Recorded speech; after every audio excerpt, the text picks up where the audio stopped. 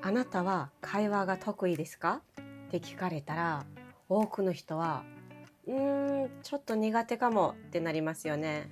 はい、実は会話が苦手だと感じる人のほとんどがあることを誤解してます。それは話せる人イコール会話が上手な人だと思ってるんですよ。では今日その誤解を解いていきましょう。このチャンネルでは人間関係、そして悩んだ時のヒントをお話ししております。ぜひチャンネル登録していただけると嬉しいです。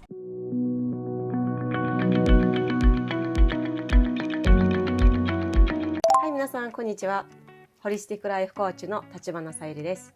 今日は会話のレベルっていうことについてお話ししていきます。実は会話には3つのレベルがあります。レベル3、レベル2、レベル1です。数字が小さくなるほど難しくなっていきます。この話を私ずっと言ってきたんですよ。従業員の子にも周りのみんなにもずっと言ってきました。今日はこうやって自分のチャンネルでお話しさせていただきます。この3レベルのうちにほとんどの人がレベル3で止まってるんですよ。この3つを理解することで皆さんの会話術、コミュニケーション力が確実に変わります。ぜひ最後まで見てください。はい、下からいきます。レベル3。それは話すことです。自分の考え、自分の思い、自分の気持ちを言葉にして相手に伝える。これはもう会話の基本中の基本ですよね。でもここで一つ聞いてみたいんです。話すだけで相手に伝わっている保証ありますか？実は話すっていうことは発信することにしか過ぎないんですよ。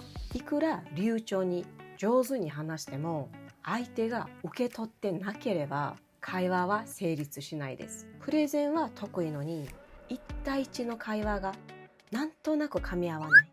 そんな経験ありませんか？それはまさにレベル3で止まっちゃってるんです。話せるっていうことは大事なことです。でも話せるだけじゃ足りないんですよね。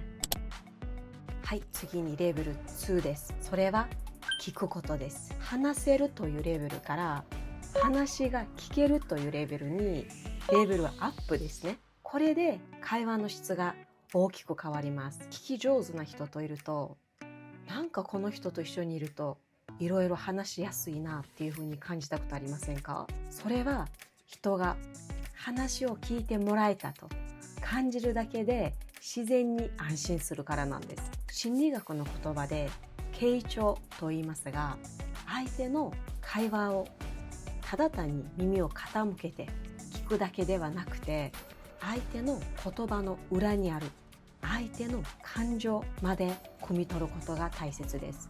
大事なのはまずうなずくことが大事です。そして相手の言葉を繰り返すことが大事です。そしてそれでって聞いて次に促すことが大事です。こういった小さな行動が相手からしたら、私のこと分かってくれてる、嬉しいってなるんです。はい、忘れてませんか？この聞くことはまだレベル2なんですよ。はい、では一番難しいレベル1は何でしょうか？レベル1って何だろうと思ってるでしょ？話すことを来て、次聞くことも来て、次その上あるのっていう人。はい、ではいきます。レベル1です。それは相手の心を開かすことです。やっと人と話せるようになりました。そしてやっと人の話が聞けるようになりました。でもレベル1の人はもうはるか先を行ってます。はい、レベル1の人は相手にこの人になら何でも喋れる、この人になら本音で喋れるっていう風に感じさせることができるんです。これは黒すぎるテクニックでもないんですよ。実際にアドラー心理学でも人は信頼した相手だけに心を開くってあるんですよ。そして信頼は言葉だけじゃ作れないです。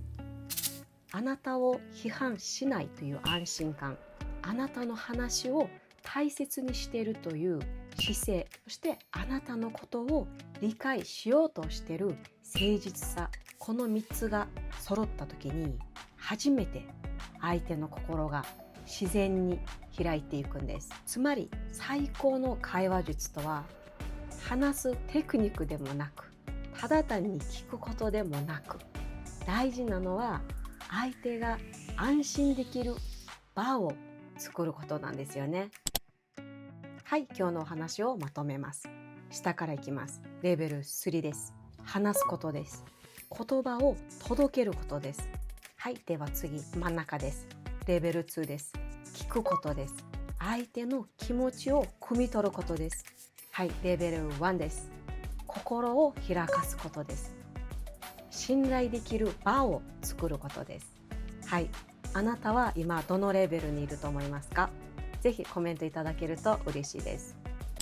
この動画が参考になったって方は、チャンネル登録と、そしていいねボタンよろしくお願いします。そしてベルマークもお忘れなくオンにしてください。はい、ではまた次の動画でお会いしましょう。さよなら。